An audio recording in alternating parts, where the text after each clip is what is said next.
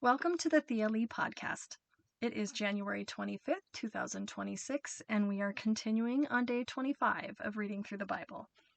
Today we pick up with Job's conversation with his friends still. Eliphaz, his friend, gives his third response to Job. Is it any advantage to the Almighty if you are righteous? Would it be any gain to him if you are perfect? Is it because you are so pious that he accuses you and brings judgment against you? No. It's because of your wickedness. There is no limit to your sins. Then he starts listing off what he thinks may have been Job's sins. Maybe he demanded clothing as security when he lent money. Maybe he refused water to the thirsty. Or maybe he believes that land only belongs to the powerful. He could have sent widows away empty-handed.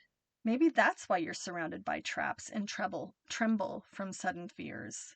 God is so great, he says, higher than the heavens, higher than the highest, farthest stars. Will you continue on the path where evil people have walked, he says? They were snatched away in the prime of life. The foundations of their lives were washed away. They said to God, leave us alone. What can the Almighty do to us? Yet God was the one who filled their homes with good things. So I will have nothing to do with that kind of thinking.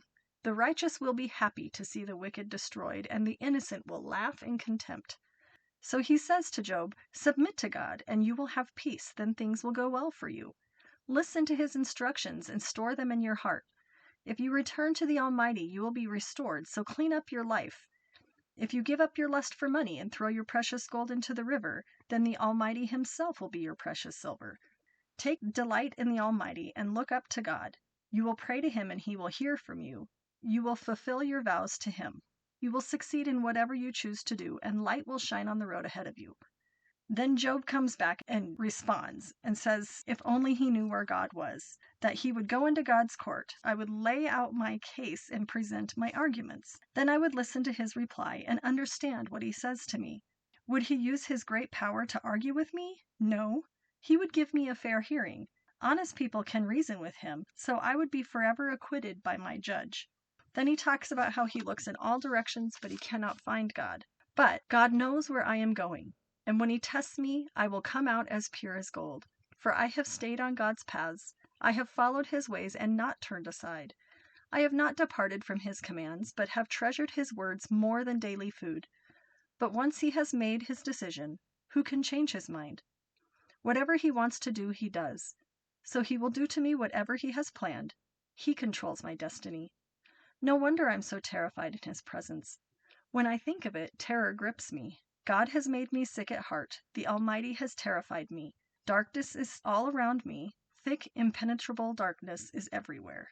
Then Job starts to question and ask why wicked people are not punished.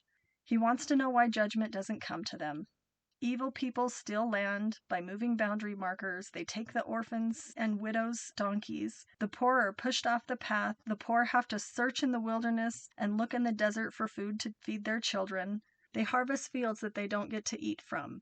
They press olive oil and they make wine that they don't get to drink. The groans of dying rise up from the city, and the wounded cry for help, yet God ignores their moaning. He talks about the murderer and the adulterer and the thieves hide in the night. But he knows that they will disappear like foam down a river. The grave will consume sinners, just as the drought and heat consume the snow. No one will remember them. God in his power drags away the rich. They may rise high, but they have no assurance of life. They may be allowed to live in security, but God is always watching them. And though they are great now, in a moment they will be gone like all the others. Then Bildad, his friend, comes back and responds. God is powerful and dreadful. He enforces peace in the heavens. Who's able to count his heavenly army? Doesn't his light shine on all the earth? And how can mortal be innocent before God? Can anyone born of a woman be pure? God is more glorious than the moon, and he shines brighter than the stars. In comparison, people are maggots. We mortals are mere worms. So again today we have this conversation going back and forth. Job is still maintaining his innocence. He still knows that he can stand before God. But it also brings him terror because he realizes how powerful God is. And then, of course, we have his friends still trying to say that they believe that he is guilty and he needs to confess his sins and that then God will listen to him. This is a long conversation, and I got to tell you, it's going to go on for quite a few more days. So thank you for listening. We'll talk again tomorrow.